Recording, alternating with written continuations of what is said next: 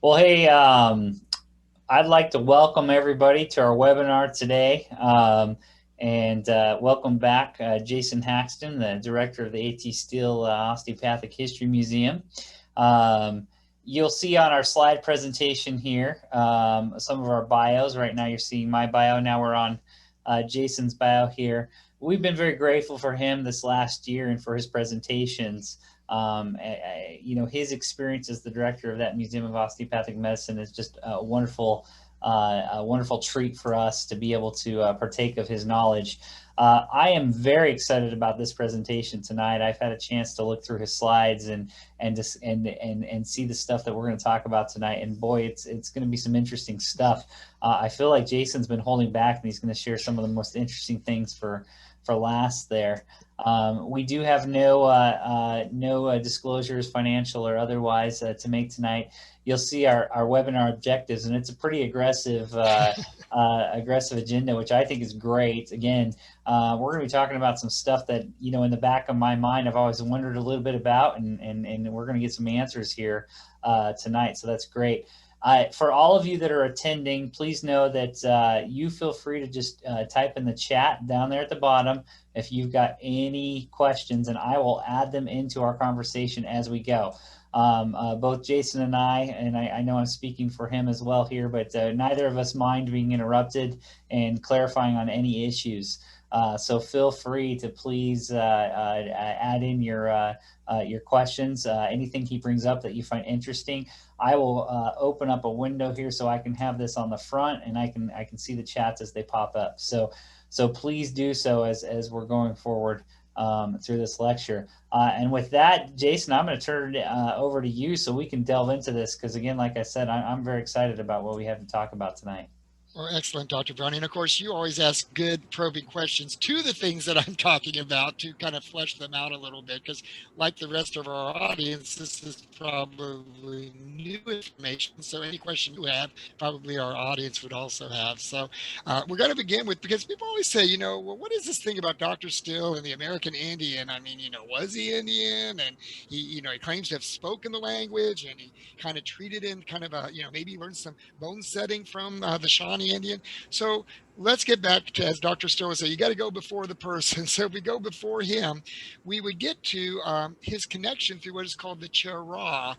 The Cherokee Indian, people mistake it as Cherokee. And we have a letter here from 1979 where his family, his descendants are talking about, their ancestry. And one of them is this Ann Wilkinson, who had a daughter, Mary Lida. And Mary Lida is A.T. Still's grandmother. So it's his dad's mom is this Mary Lida Still when she gets married. And what Mary Lida and Ann Wilkinson, when we look at the census report for that time period, both of them are identified as being black. Now, that doesn't mean that A.T. Still has slave or African American descent or black descent. Black was how you used anybody who was of any skin color that was not European white. If they had been slaves or black, they would have been identified as Negro. And so, since it says they're black, we can guess that they probably were indeed Indian. It was also very common for the Indians of North Carolina to marry into the early settlers along that coast. That's one of the problems with the Cherokee is they married into so much of the European people that were coming that the other tribes don't want them to be recognized as an Indian nation. And so this is kind of where it comes from. So if we look at the Cherokee, the Lumbee now, so again, poor American Indians, we're always messing with them. So of course the Cherokee are now called the Lumbee because there's the Lumber River, and now they live along the Lumber River. So let's just call them the Lumbees. That works out just fine. And so again, this is some of the men of the Cherokee Lumbee tribe. And if we take A.T. Still's daddy, Abram, and stick his little face next to him, do you see where there's the genetic look, those deep set eyes? I mean, if we basically put the tribal clothing on him, you wouldn't be able to tell him from anybody else in the picture. And so again, this is where it comes from. Now, unfortunately, again, as I mentioned, the Lumbee were not recognized. They finally in 56, they were recognized as a tribe, but they are prohibited from receiving any government funds because, again, they married too much into the European population. So there it is. Now, of course, we have an older Blanche Still, A.T. Still's daughter, um, and she was, of course, in the first class at the age of 16. And one of the things about Blanche, who not only did a lot of taking care of A.T. Still and her mother, so that others could work osteopathy, though she was a practicing osteopath, um, she basically when she entered school at the age of 16, this is the student intake. We do these things kind of today also. And if we look at Blanche Still's intake, it's pretty common. She was a dishwasher as a job. I mean, the family didn't have money when they started the school back in 1892, so she washed dishes. She went to the state normal school, which is Truman today, and that's pretty regular. And did the Cumberland School. She did a school of anatomy. Remember, when William Smith comes, he says, "Look, your kids need a little more background, so you might want to send them to get a little extra anatomy." Education. And so she had that anatomy skill and went to a woman's finishing school. But then you get down to her nationality and she identifies herself as Indian. Now, we think, well, yeah, that's really cool. Well, in 1892, identifying yourself as American Indian wasn't really cool. As a matter of fact, many of our Indian students didn't identify themselves because they didn't want to basically be, the disadvantages of stuff that were put in and the prejudice that was basically on the Indian population. So we have Indian students that were in our school in the 1920s who never identified themselves till 1980. Kind of at the end of their life, they finally said, "Oh, by the way, I'm an Indian." It's like, they just didn't want to deal with it. So again, when she states this is not, it makes you really think she must be very sincere about this because it's not something you would do very lightly. Um, just so you know, we mentioned Dr. Still could speak the Shawnee language. Well, the Shawnees, he gets there in about 1850. Well, in 1841, this is their newspaper, and it's got the gossip in the news. The Shawnee was a written language. They basically used the Latin phonetics and put their language to words. So A.T. Still would have been very easily able to, learn and read Shawnee. So, what do you think about that, Dr. Brown? I think it's really interesting.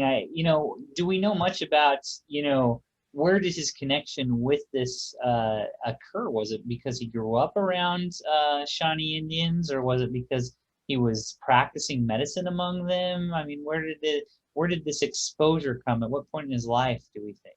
Well, so if his dad, Abram, who was the Hmm. preacher doctor's mom, was Indian, Hmm. he probably would have felt that connection. Now, remember, they were slave owners. And so when Abram leaves, um, when Abram, when Abram leaves the family, um, it's because of the slave issue, and they never really reconnect after that. And so again, but At still probably heard about his American Indian heritage. And then when he goes to practice medicine, his father is with the Shawnee tribe. So remember, their family are the Lumbee Chiraf tribe, but they're on an Indian tribe, and he still feels that connection. And probably his father did too. That's why they wanted to work with the Shawnee in Kansas. And it wasn't a state; it was just a territory. So, um, Lori, could you please? I'm doing a CME. So anyway, um, they're out on this territory, and that's where At still goes to start learning and teaching medicine with his father. And that's where he learns the first bone setting. He sees the Shawnee Indian taking a dislocated hip, tying the leg to a pony, and then smacking the pony to pull the leg into place. And as Dr. Still said, I can do that without the pony and become a lot more popular. We do know that he did speak the Shawnee languages, though some people doubted. There was kind of a meeting of the governor of Kansas, and they were looking at the history, and they're saying, well, we're a great state and stuff like that. And At still says, well, I was here in 1850, and Governor Morrell challenges him. He said, well, no, there were no white people here. There's nothing but Indians here. He goes, I know. I was one of the only white people here, and I learned to speak the language. And of course, the governor was like, "Yeah, you speak the Shawnee language," and then AT still goes into a rant in Shawnee, and the governor backs down, says, "Okay, okay, I take it. You can speak the Shawnee language," and then AT still goes on to telling what it was like to bring Kansas in as a free state. So that is kind of the connection. At what point in his life was this that he was, referring to? Was he referring to his childhood, or was he referring to just his earlier career? Yeah, in this point it was just kind of referring back to, as an adult they'd gone back to kind of celebrate the anniversary of statehood, and so there was kind of a gathering of the first legislature, and so that's why they were all there, and that's why the governor obviously was challenging him, because it was more modern times and they'd forgotten what it was like to settle a territory. So I yeah. find that interesting, and as you were talking about Blanche, the, being associated with Native Americans during A.T. Still's time was not a popular thing to do. It was not something that would get you any kind of benefits. It was not something that would get you any kind of courtesies. It was only something that would get you shunned and turned away. So I find it fascinating that he is so adamant about this and his history and bringing it up on multiple occasions. That's a very bold thing to be doing at that point, as you mentioned. We were very cruel to the Native Americans, and there was a very large negative propaganda going on about them that was getting fed back east that just, fueled the fires. The only, it was how you would justify the Western expansion of our nation was you vilify the people already living there. And so this was, still extremely fresh at that time. So it just amazes me that he was willing to stand up to his heritage, to recognize it. And I think it's hard for us to see that in today's lens, because I think today we see it as something you would be proud of, something that you would, say, I am Native American. It gives you a voice, gives you understanding, but back then that is not the case. I mean, it was a very harsh views of the Native Americans back then. And Dr. Brown, you bring up a good point. My daughter works out on basically a reservation in South Dakota through the YMCA.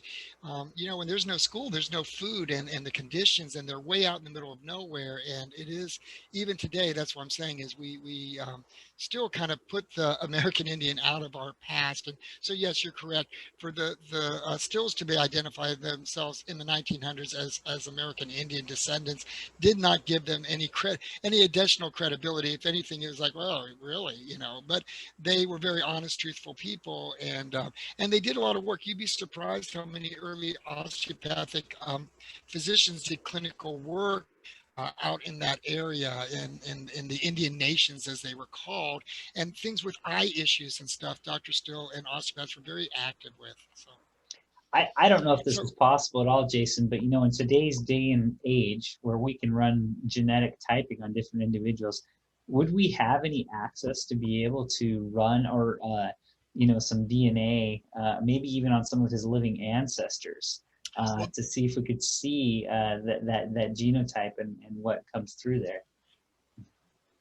And that's very interesting. We just mentioned that the Shira Lumbi don't have enough American or Indian genetics to be considered Indian, and yet you'll find that the American Indians don't tend to do the DNA testing and the genetic testing as much. Some of that might point out for a reason, because in Central America and South America, those Indian descendants do genetic testing, and it comes up that they're Asian. That their genetic material shows Asian connection. And so that is, if we think of the Bering Strait, and that route might be where a lot of people came from Asia into America. But the funny thing about that is the Stills also did their genetic testing, and they were shocked to find out that they had a great granddaughter had like 18% Asian genetics. And she said, I can't figure out where this is coming from. I said, well, that's probably your Indian heritage. It's like, oh my gosh. I said, and another thing is that often in teeth, we learned this from our dental students at the school, that there's something called bucket teeth, a little piece of calcium. And actually, one of my staff members is Blackfoot. And behind his teeth is a little piece of calcium, and they call it a bucket. And it's like it could hold a little drop of spit, and it's under all your bottom teeth and all your top teeth. And this is actually an Asian trait. but it is also a trait that you would see in Indian populations. And that's when Rebecca Still was like, she goes, I always wondered what was wrong with my teeth. She goes, I've got these little things, ridges behind them. I said, well, you've got bucket teeth. And so again, those are the traits that would maybe, say that you could have American Indian background. So those are the tests we've had. Just interesting. We have that technology now that we could test those ancestors and figure out some more of those traits. Dr. Michael Knapp asks if we have any knowledge about A.T. Still's teenage years and whether he was exposed to tribes in North Carolina or West Virginia. So his teenage years were actually spent around Macon, Missouri. So at the age of 6, so his father kept moving. So he's born in Jonesboro, Lee County, Virginia, but slavery starts to come in. So they moved down to New Market, Tennessee, and they started a school.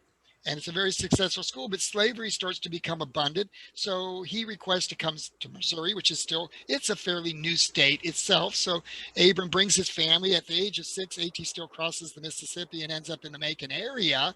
And they live there through his teen years. That's where he finds his wife and stuff. And he's a young man at the age of 21 before they go to Kansas.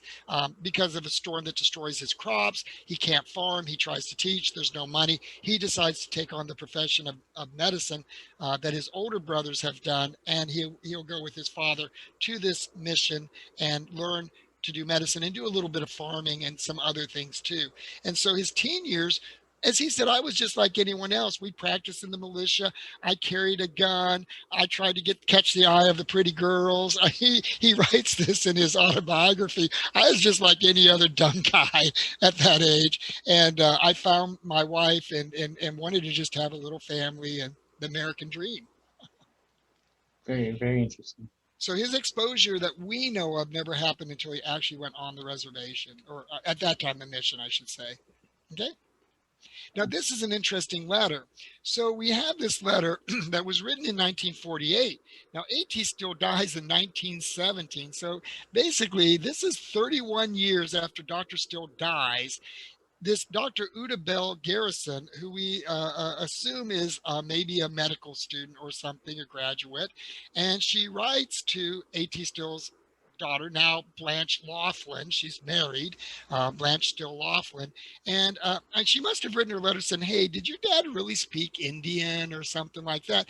And so Blanche turns around and sends her back a letter. So this is Blanche's handwriting, an Indian blessing given to me by Pa. So this was her blessing. And we actually had this read by one of our faculty, Dr. Blue Spruce. He's in the dental program in Arizona.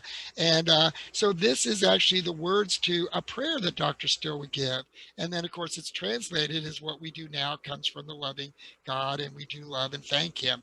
And it's like join in, everybody together. And then she uses words that are, Shawnee. And what's interesting, you have to remember the Shawnee is living down in, and it still is in Oklahoma. So how could Blanche know these words? Because then nobody would have known if this was in 48. Who would have known if this was real or not? But with Google today, you can type these words in and it'll match up with the Shawnee language. And she was spot on. Blanche knew Shawnee. And the only thing we could figure is she had to have learned it from her dad, and she says she did. She spoke it her entire life. Funny thing is, she, like AT still, lives to be, in her late 80s, and she lives to be 90, and she has a stroke like he does. The end of his life, he has a couple strokes, and that's what finally kills him. She has a stroke, and she forgets to speak English, and she can only speak Shawnee. And her older brothers are all dead. No one knows Shawnee. And so her granddaughter said she'd run through the house screaming at the top of her lungs in Shawnee, and nobody knew what she wanted. So another interesting thing is we took some of the words that Blanche had written in that letter. So we had some Shawnee, and we had processed all of Dr. Still's papers. So when we put these Shawnee words in, up pops this diagram where he's kind of doing this little experiment. He's creating some kind of machine that pushes on your chest and you can use your foot. I don't know. Maybe this is a self-treatment. The Kirksville Crunch by Pedal. I don't know. Anyway, you see that he's using the word NA and Kayla, which is here's what I do, here's what you do. And so, we see that when Dr. Still was thinking, he might have been thinking in the Shawnee language. Kind of an interesting little diagram. We also received this recently. Dr. Still would always sign portraits of himself, but in this case, Nila Lama Kayla is like I love you, and then there's that word Kayla again, but basically he translates it. So it was not unusual. We find books all the time, where Dr. Still's writing to somebody and he'll use a little bit of Shawnee phrases, in it. Um, so kind of cool. And then this one, this is another, again, a portrait. Somebody gave a portrait, but he uses the Hokanathoa, which is basically kind of like a shaman. It's a medical doctor for the Shawnee. So he considered himself then, a Shawnee doctor. So I just wanted you to know that we really see that this was not just a kind of a little thing on the surface. This was deep. I mean, he's teaching his kids it. They're writing in it. He's signing portraits in it. He was very, very much into the American Indian heritage. And he even kept, this is called a Germantown design, this little pattern. And this is a rather large blanket from the 1880s. And he always, when his treatment table was not in use, he kept this Indian blanket over it. Spiritually, who knows? But that was just one of the things he did, that when you come in for a treatment, off would come the Indian blanket, and then you could go on it. No words, Dr. Brown. It's No, kind of it's I find it very interesting. So it is, and so this kind of ties together again. And there are a lot more stories. All I'm saying is, it just is a thread through his whole life. This appreciation of the American Indian, and feeling a part of that population.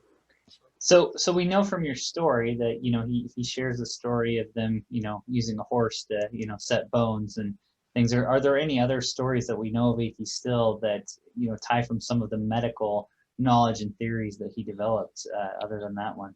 Well, he always talked about spiritual guides, kind of like, and you hear that in the Indian language. And one of the students says that sometimes when he wanted to go get something, like he said, well, ask me a question and I'll go get something for you. He said he kind of like lean his head back and kind of just go into a meditative state. And when he would come out of it, he would be speaking Shawnee. And then he would translate it into English, whatever he was going to go tell them. And it's almost like he might have been using two languages to zero in on an idea. And they said, he might have just been teasing with us. I mean, students said Dr. Still was a huge jokester, but I don't think he was. He might have been using his knowledge of because the Shawnee language is huge concepts, but few words. And that he might have been using 2 points of view to understand things. So is it time for us to update his title from A.T. Still, MD, DO, and Shaman? And shaman. I like where you're going with that. And I think we're kind of done. We only have so much time. We have a lot of objectives, but we covered a lot in that one. But we do have Dr. Still's Civil War cavalry boots, and these, are very finely made boots. They're made to fit you. So, back in those days, you didn't go, out to the shoe shop or whatever and get your brown shoes or whatever. You would actually have them custom made to fit you. So they were always perfect shoes. Whatever was wrong with your foot, if you had a big left foot and a diminutive or smaller right foot, your boots would fit you because they made them that way. Mm-hmm. But was interesting on the boots, we were afraid the boots might be, when leather wears out, it's just the way it is. So we wanted to make a copy. So we found the best boot maker in Laramie, Wyoming, and we sent him the boots. And when they arrive, he tells me the boots are here, which was a big relief. But then he says, but there's something inside the boots. I said, well, yeah, I put tissue paper in there. He goes, no, I pulled the tissue paper. There's something in the boots that does not belong. Well, I'm imagining maggots and mice and who knows, roaches, everything horrible that could be in those boots that got in there while it was traveling. And I said, well, what is it? He goes, well, I don't know. And he goes, well, let me see if I can take it out. And he pulls out, he goes, he has orthotics. He has put a shoe, he's taken the bottom of a shoe, carved it, and shoved it in the boots And he goes, but this is weird because the boots were perfect. So something happened to him that made him had to adjust his boots, which were perfectly fits. And it looks like the way he's carved them, he wants his feet to tilt towards the center. And I said, well, why would you do that? He goes, balance. Could there have been something that caused Dr. Still to have a loss of balance? I said, well, 1876, he had typhoid fever for 8 months. That could cause you some balance issues. And that's when the walking stick appears. Again, something for balance. That stick is all about balance, not he's got to threaten somebody. And if we look at the foot, look at the left foot here. You see the toe, but if you look at the right foot, there's not as much deep. You don't feel the impressions are as strong. So, and you see more sweat on the ball. So, did he have a weakness in the right side of his body and compensated with the stick in the left foot? So cool. So, we call these Civil War boots, that was the early 1860s. How old would he have been around that time frame? By the time he had the typhoid fever, he's probably about 50. Right, but he served in the Civil War as well in the cavalry, Right, or and so he was born in 28. uh, So the maybe he was about 40s. Yeah. yeah, 38, 40 time period. Yeah. Okay. So. Interesting. Do we know much about his military service during that time frame? Or? Well, we know that he worked in the cavalry, but he also worked as a steward, and that's where he got his medical education, kind of an enhancement to what his dad taught him. He then worked with the doctors on the field, and then was able to go through the GI Bill to get additional training. But he said that the proprietary school where they're just blistering, burning, and poisoning, he goes, he left the school because it was worthless. Where was he? Do we know where he was stationed during the It would be Civil in War? Kansas City area, just across from about 20 miles west of Kansas City is where that area be. So it'd be called Blue Mound is the area And because and it's he was a Union soldier, correct? he would have been a cavalry soldier, and he got advancements to captain eventually. So Yeah, because if I recall from my history, being a Union soldier in the state of Missouri in the Civil War would not be an uneventful career. Missouri was known as a very hostile area, where we saw, about half the residents join the Union, half the residents join the Confederacy. And, right. We had lots of guerrilla warfare, is basically what they called it. During that time.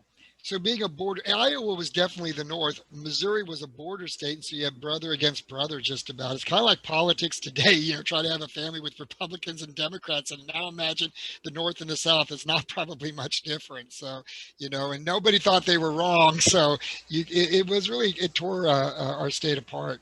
And the funny thing is, when Kansas was trying to come in as a free state, the Missourians would go across the border because they didn't want neighbors that didn't have slaves and to be aggressive. So they'd go across and they would vote and they would threaten the Kansas settlers, and then they come back home because nobody wants to live in Kansas. I just think it gives an interesting perspective on A.T. Still's life, and something that we don't necessarily consider. That he was, this was his time frame, and this is what he grew up in. This division, like you said, that we talk now about the division that we see in our society, but he was during a civil war, like you just said, brother against brother in this area. And I do know from your prior lectures that he very much was, I don't know if a pacifist was the right word, but he was very much for peace and harmony. You bring up a good point because he would actually treat family members, wives, children of the Confederates during the war.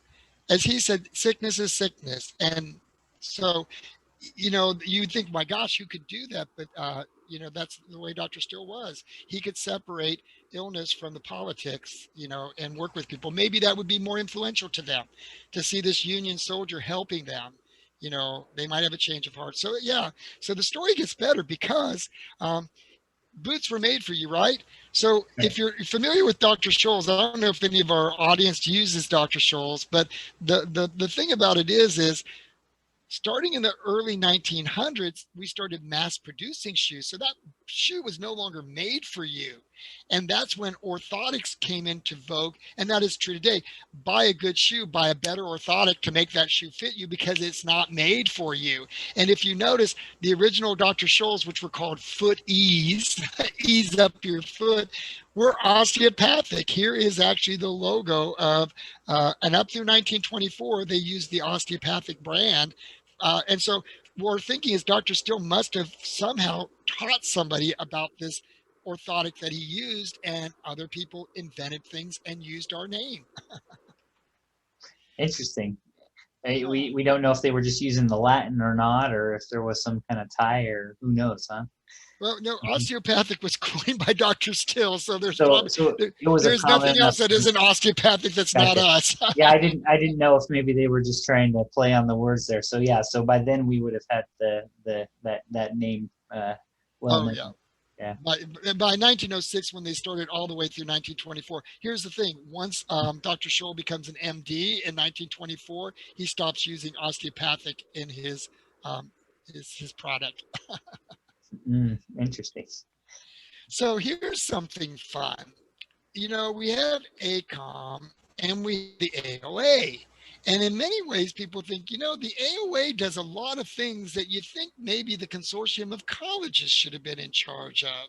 And so, how did that happen? And so, what I've pulled is the ACOM, the original ACOM was basically the association of the ACO, the Mhm. associations of the College of Osteopathy, and AOA was actually the AAAAO. And so I mean, they finally got that settled down too. But here's the thing: the consortium college was every osteopathic college would meet, and they would have one vote, one school.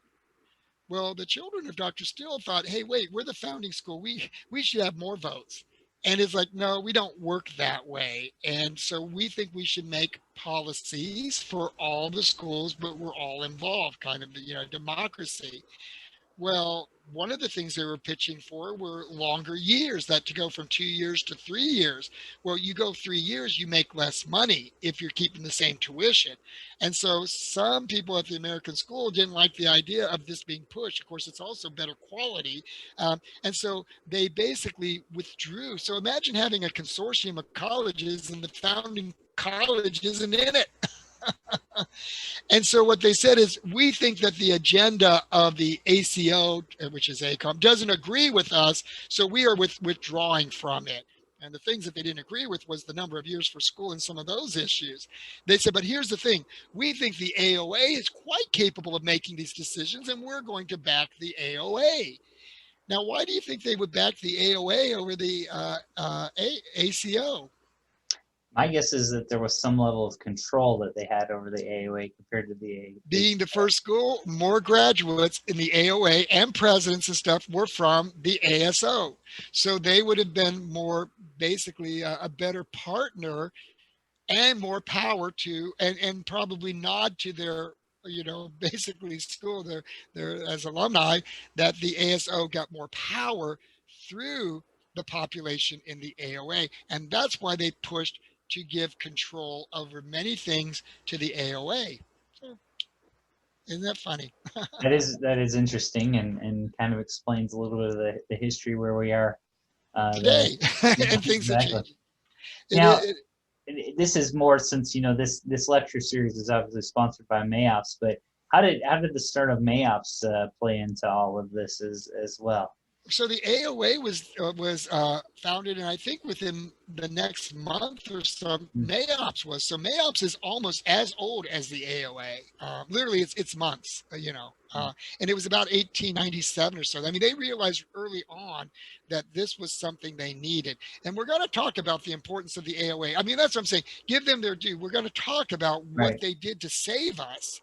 So that maybe the consortium couldn't have done.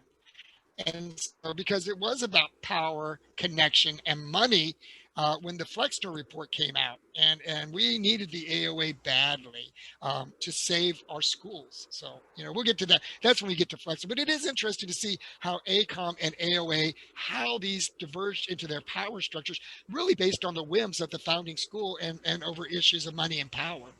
Right. What's Just, changed? just a quick circle back question. Dr. Knapp wanted to know if there was any trips involved with someone who met a Dr. Scholl's person in Canada or a trip to Canada, and I don't know exactly the reference there, but If you know something to flesh out our story, we certainly would like to hear about that. I know that that's But they how. have a lot of money. We I was gonna say, I know that's how you get a Well, lot of we your like it. information is lost journals that suddenly get found and things like that. So Yeah, in other countries. Well, we do know that we would like. They have foundations and they have a lot of money. I certainly wouldn't mind having some of that money come back to osteopathic needs for what we did for them. But they really, I've talked to them. They don't want to acknowledge us at all. But, they don't have to have any obligation. You can go for a grant. We might give you $20,000. That's about the extent of it. Okay, well, the Still Research Institute. Now, this is Louisa, and some people call her Louisa. Missouri, Missouri. But anyway, we have a young Louisa, and she hasn't changed so much, as she looks in her older life. But she was an amazing woman, brilliant. And what she started was that after you got your degree as a physician, you could go to a higher level physician degree, kind of like, a doctor plus. And you would do that by doing research through Chicago at this institute. Well, what they realized is a lot of doctors said, I think I'm okay just being a doctor. I don't have to be a doctor plus. And so there wasn't the population that they thought they would get. So instead of this being a higher degree diploma, it went that way for a year or two, but they just realized this wasn't going to happen. They just made it a research institute, because what you would do is you would research towards that higher degree, and that would make it a research institute. So they just started doing the research without the degree involved. And so that's kind of how this came about. Unfortunately, it was really never well funded by the AOA or other doctors. And so Louisa used a lot of her own money. She wrote books which are still very popular today, and she would use the proceeds of her own writings to keep it afloat. She pretty much died in poverty because she put everything she could over decades into the Research Institute that still exists today at A.T. Still University under Dr. Brian Dagenhart. It's still called the A.T. Still Research Institute. And there they look at ways of teaching accuracy in OMM through models and computer imagery. They do amazing things to help students gain the best skills in manipulative medicine. So, cool.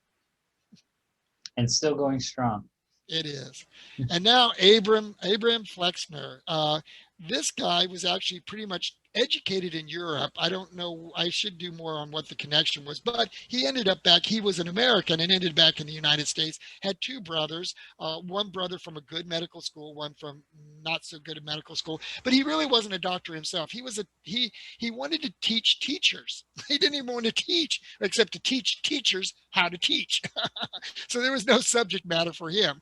And so he's getting a higher degree in teaching, and he has to do a dissertation. And he figures, well, everybody uses doctors. How do we teach doctors to be doctors? Well, what he discovers is we've got these snake oil doctors, Dr. Good, who aren't even doctors. They're just selling basically narcotics, which were probably easy to do in those days. We got apprenticeships. We've got proprietary, where you train under a doctor for 6 to 9 months without a cadaver, and you can do surgery and prescribe drugs. And you got European-based schools like Johns Hopkins, which our school is also a little bit like Johns Hopkins. And so, with our European faculty and stuff. And so you have this range of schools. And so it's horrible. No wonder half the patients up through 1910 are dying because of the poor medical education of doctors and what they're doing to their patients. And so he writes this report.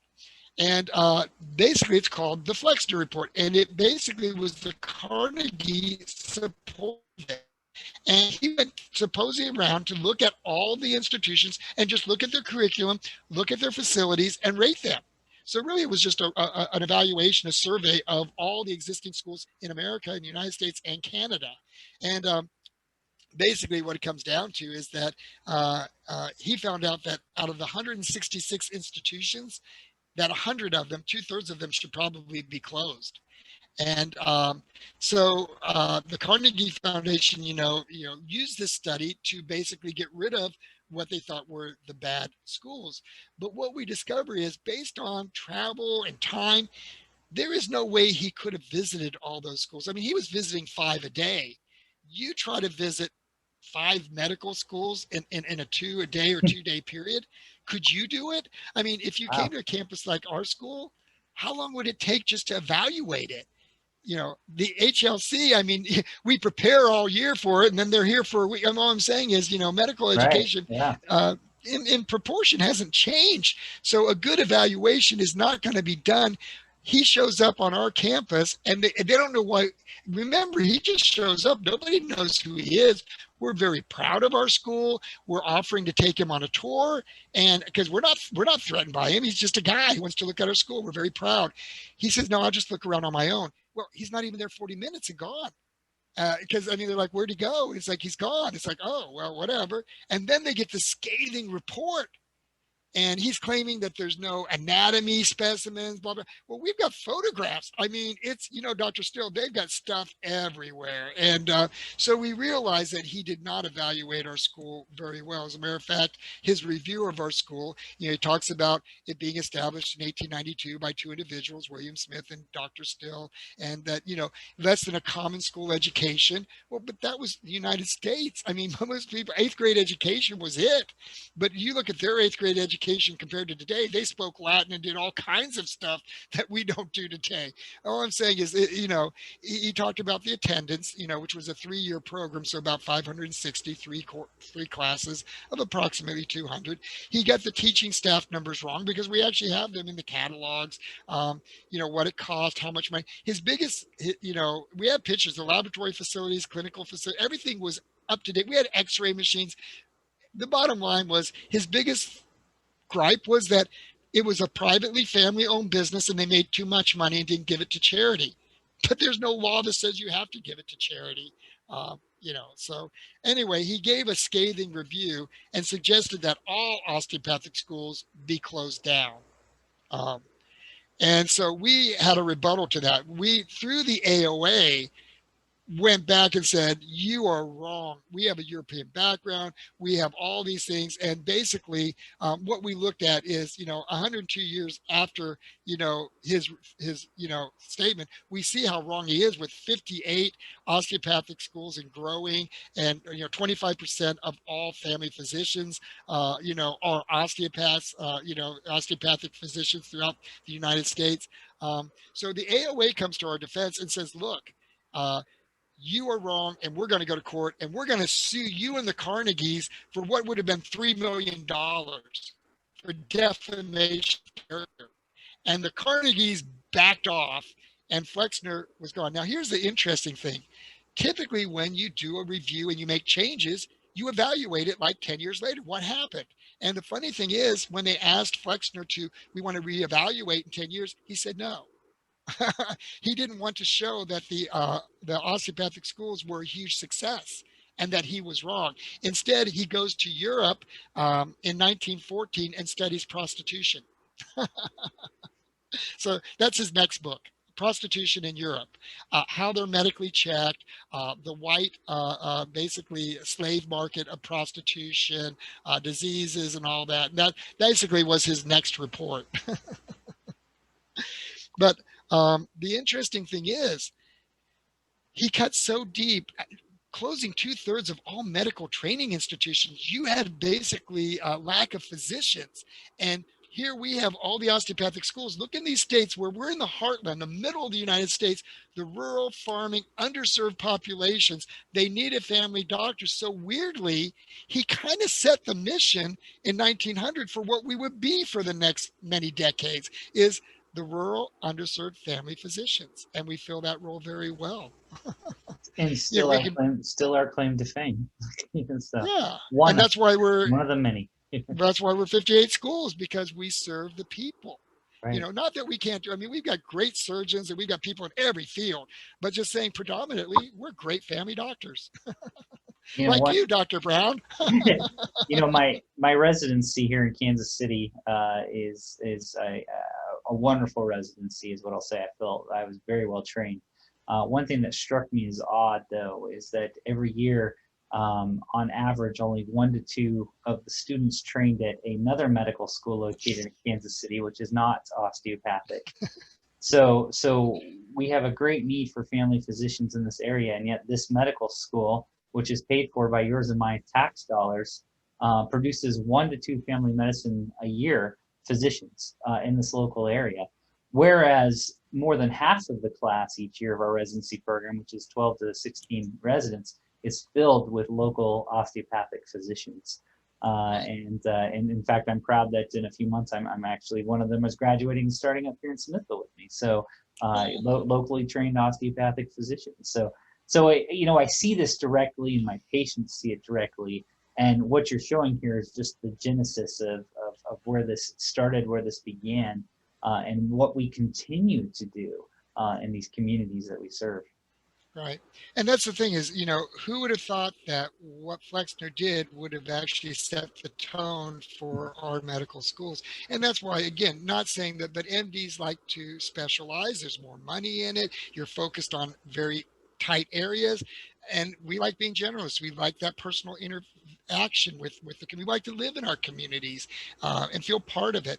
And it goes back to what Dr. Still wanted in life. He wanted to be a family man and enjoy what America had to give to the average person. And as I said, I love our students and the profession that we have a huge portion of that, and I think it's the best.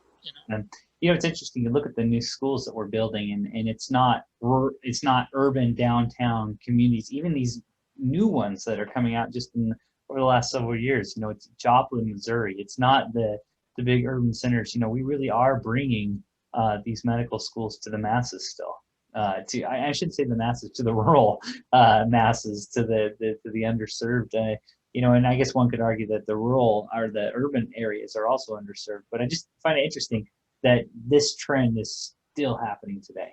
You bring And up a good point. Like Pikeville, they couldn't get enough doctors in Kentucky. So what they did is they trained their own. They give them a very low, basically a rate of tuition that is paid for. However, if they do not practice in the state, they get slammed. That they're going to pay every penny back and some. East Texas, the new Fort Sam Houston schools are being built because there are not enough physicians in East Texas, and so they're building schools to train their own. You know, cool. So this is fun. Dissection has always been important, and if you've been to the ATSU campus, our world-renowned piece is the dissected nervous system of 1925.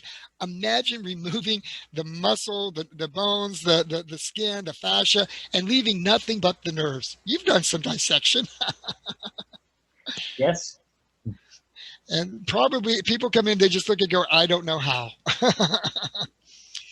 But what I want to share with you, because as Dr. Still always said, you never can have enough anatomy. You can never know enough about the body. And even recently, we discovered what some new glands that are like behind the sinuses, that they've discovered glands that secrete that have been there. Obviously, they've been there since our evolution, but they only recently discovered these things because of, I think, because of some processes for radiation of cancers and stuff. And they stop functioning, and then they realize there's a problem, but they discovered something just in the last couple months or even year about that, which I think is fascinating.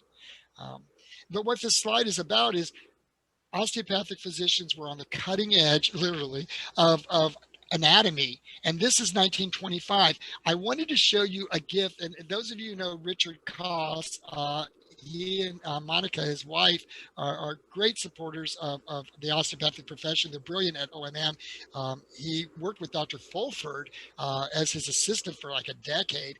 They have helped us purchase a 1915 full-term fetus dissection, and this came out of California. But what was even crazy was we learned is this was from the College of Osteopathic Physicians and Surgeons in Los Angeles. This is the first dissection, and so we now have this complementary um, fetus to go with the full-grown adult. And I like it because in osteopathy, the child is growing, so you're working on something kind of like working on a seed that's growing in process, where by the time we're adults we're pretty much set, and so you're tuning versus working with something in growth. And so this is an attitude of why pediatrics is so different from a family doctor with adults. Anyway, thought that'd be cool for you guys to see. um, Osteopathic hospitals, I mean, we get materials from them because they're going right and left, but we don't need osteopathic hospitals. That was the idea. We had two systems, the MDs, which were dominant. I mean, when you've got, basically 66 uh, medical schools versus 9 DO schools, you're going to have more, support government wise and stuff, and you get to make up the rules. And so one of the things they said is, well, you can't practice, in our hospitals. So we had to create our own hospitals, but our hospitals sometimes lacked some of the, equipment. If the government supplied maybe x-rays or different kinds of machines even today to do different things, this small osteopathic hospitals wouldn't have it, but it doesn't mean our doctors couldn't use the equipment. They knew how, they just didn't have access. And so they would request access from the hospitals that were supported by the state and stuff to be able to use some of this stuff. And what we were finding was they were being denied. You can apply, but then you'd never be accepted. So basically, they didn't get practice rights within these so that our patients could get better care. And this Dr. Weiss, Malcolm Weiss, he was just kind of a local. He wasn't anything off the charts. A kind of a nice family doctor guy. But when he went and to the York Hospital and said, "Hey, I'd like to, have an opportunity to do some work here to help my patients," they denied him, and it was all because he was an osteopathic physician. And so normally they could just squash the single person. He had the right. A friend of a friend who did class lawsuits said this is a legitimate one. This is antitrust. This is really something that needs to be addressed. And so what we call the Berman Act, that you can't monopolize an area. And that's what literally the MDs were doing in the hospitals against the DOs. And he went up against money and people. He was threatened, everything, but he stuck true. And when this was successful in the 70s, it opened up all the rights for osteopathic physicians everywhere in the hospital. You can never deny them those opportunities. And look where we are today. Now we would even laugh because it's like, really? Nobody could imagine that hospitals, as you say, wouldn't take a DO or MD. It's not a big deal. You're a physician. But back then, it was still a huge issue. And really, things changed because of him. So, This a is an neat. area that I really think is critical for us to continue to teach the current generation of physicians. I've faced very little struggle myself in my own career, and I'm a 10-year practicing physician. I'm not fresh out of medical school. So you're getting this rising generation of osteopathic physicians that forget this. And I think it's important that we remember it. I don't think it means that we throw it in the face or ask for reparations or anything like that. I think that but what we should remember is that if we don't stand united, if we don't stay together, then we don't continue to have the rights that we have. It's still important for us to remember that. As president of MAOPS, I can say that we definitely still need to be represented in an individual way. We still continue to have areas where we have to make sure that we address the common public as well as other organizations to know that we are good, we are pertinent. And we saw this last year and last fall, where we saw some stark discrimination against osteopathic physicians. We still see the discrimination against students, particularly residents or students applying for residencies. And that's something we are working on. Osteopathic, students are being charged more for rotations at MD residents or MD students at the same, sites for audition rotations and things like that. And, we're working on addressing these things, and DOs are being portrayed in the media as being subpar, which is fascinating considering, both our current president and the president before, both personal physicians or osteopathic physicians. And that might be good media for us because it's raising the awareness of, why do they have osteopathic physicians as their personal physicians? And it's because we are a great supply of great personal physicians. Well, that's you bring up a good point because Mark Presley, one of our alumni, and you might have even known Mark, basically, he said that I worked in the White House and I served both Obama and Bush. Republican and Democratic. He goes, it was no issue. Because it was kind of the worst job because these are healthy presidents and you sit down and read journals all day. I got into this profession to help people, not read journals. And so it was fun to hear his reflection because I thought, really, you made me realize maybe it's not such a great job to serve the president. But that's funny, as you say, when it's one president, it's negative. When it's the current president, it's no issue. Again, it's sad. What's interesting, if you read the Atlantic article, because when this all came out in the Atlantic, which is really, again, not a really pro-Republican, typically magazine, um, they wanted an article where the woman had written that three or four generations of osteopaths from Missouri and stuff and stuff that they had the best. They were the best, the kind of physician, and we're really lucky. She's coming in April to campus. She's writing a book on osteopathic physicians, and I'm curious to see how that will be.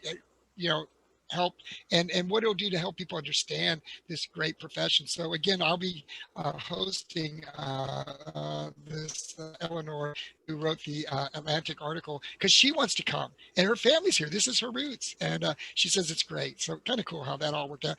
Dr. Weiss. So we did record his whole story, and that is available if somebody wants to hear that. At the end of his kind of talking about, it, he goes, I sometimes wonder, did I do something right or something wrong? Did we lose something in losing that specialty of our hospitals and our uniqueness together? And he goes, the good and the bad always, but he goes, I just sometimes wonder if I did more harm than good. And I said, you did okay. Dr. Gamba just had a quick question about whether the fetus dissection you talked about, is that being displayed in Kirksville? It will be. It is, like I said, it was given as a gift through Dr. Koss, and as soon as we reopen, it'll be with the fully dissected. So you and your daughter can enjoy it.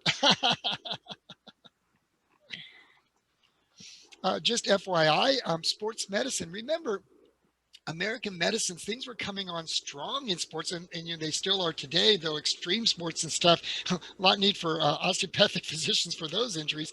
But it was Dr. Wilbur Bohm, who he himself was the athlete, who then went, and he never married, never had kids. His family was all the athletic profession, and he worked with boxers, and he worked with the Cardinals in baseball, and he worked with the Calgary Stampede football. He worked with all kinds of sports and brought osteopathic healthcare. And we see today through the Olympics and all kinds of things, though they can't always say it, kind of like I'm the president's physician, confidentiality. We have so many sports people relying on being at their peak through the osteopathic sports medicine trained direction. And even our president currently, Craig Phelps, had worked with professional basketball teams and baseball teams in Arizona. And so, again, huge money and huge need for these athletes. So I just wanted to let you know that Dr. Wilbur Bohm was one of the first. He had to stop his education, which he started around 1917. World War II came on. A lot of our young people went to the war and then came back after the war and finished their education as he did in 1921. And so again, and one of the funny things, because he actually worked with the Olympics, he was actually researching diets. What makes these athletes so amazing? And so during the Berlin Olympics, he was actually questioning every Olympian, which included Jesse Owens, the famous black runner. And we actually have Jesse Owens' regimen for breakfast, lunch, and dinner over several weeks, seeing if it made a difference. Did your diet make you a better athlete, or did you need something different? And so it really is all the Olympians of that. We know what their diet habits were. I've always thought that sports medicine was just a natural outreach from osteopathic medicine. You have physicians who are well trained in human anatomy and well trained in primary care. It just seems like a natural progression of our profession. Yeah, and again, like I said, even today, it's so important to if it's important for the average family, imagine for the athlete. So the last section, because we're coming kind of towards the end, I just wanted to briefly hit a little bit about, well, what happens, outside of the United States. And so I wanted to give you a couple names so that you could have them in the back of your minds. The AOA has an organization called the OIA, the Osteopathic International Alliance, that they support international osteopaths, and though they're not, some are physician. It depends. Some are like Russia, they're MDDOs, so they have both skills, much like in the United States. Some countries do not. Some schools, it depends where you're at in different countries, but mainly they look at the philosophy of mental health, diet, exercise, and OMM, and that's what they're trained in. Many of them are also physiotherapists, but again, they fight for rights like we have all of our lives, kind of our profession. So the European Federation and Forum for Osteopathy, the EFFO, represents 24 countries to regulate, to make sure that osteopaths are at the highest levels, that they're credentialed, and that patients are getting protected good service. And so that's what the EFFO does. And I've been to some of their meetings. They're very serious about providing care for people at the lowest level. And that's through what they do. And then OCEAN, which is Osteopathic EAON, the European Academy Network, it's a group of many people who've come from the EFO, but for regulation, but they want to make sure the curriculum training the students is consistent. Because if you've got England doing one thing and Italy doing another thing and Spain doing another thing, and they're all calling themselves osteopathic, practitioners, or at least, osteopaths, we want to make sure that they all have an equal education. And that is, in order to be part of this group and accredited, you have to have a curriculum that is consistent. And so that's, again, bringing up the level across Europe, so there is this consistency and quality. And so I just wanted you to know what's happening in Europe. And those are some names if you want to look more into. They're great people trying to just bring health and wellness, as Dr. Steele did, to all people. And that's pretty much our program there, Dr. Brown. Oh no! Again, like I said, this is all fascinating stuff. This is all just some history of things that we've never thought of why they are the way they are. And like I said earlier, these are things that I hope that the rising generation of physicians and also those that have been in practice a little longer can remember, because I think it's just the more we learn about our roots, I think the stronger physicians we become. Do we have any further questions from the audience? Feel free to type those in the chat. While we're doing that, I do want to thank you, Jason, for all the many lectures we've had this year. At least one physician has benefited, which is me, and I know there's been several other physicians I hope have benefited as well. And I'm grateful for your time and your knowledge. It's been really fun getting to know you closer. When you were a student, I didn't get to know you as much, but this year has actually been good. And you keep looking better all the time. I changed my picture because I think I look better now in my biography, but I didn't change your picture. But if we compare those two, my goodness, you're still doing well. Either they're working you to death or the kids are finally catching up with you, but you look great. It's a bit of both. And, when you have 7 kids around the dinner table, you don't get you don't get as much to eat. So it works out good. So, well, thank you everybody for attending this lecture. Be sure to look in the message in the chats for the information about our upcoming virtual osteopathic conference, April 16th through 18th. And you can check us out at mayops.org for more information. That's going to be over 40 credit hours available during this conference. Going to be amazing, some amazing talks, some amazing topics. And Jason, I hope to see you soon live at a presentation here in the future. I'm sure we'll be able to grab you and snag you sometime soon. Okay, thank you, Dr. Brown. It's been fun working with you. We'll see you later. Everybody have a great night.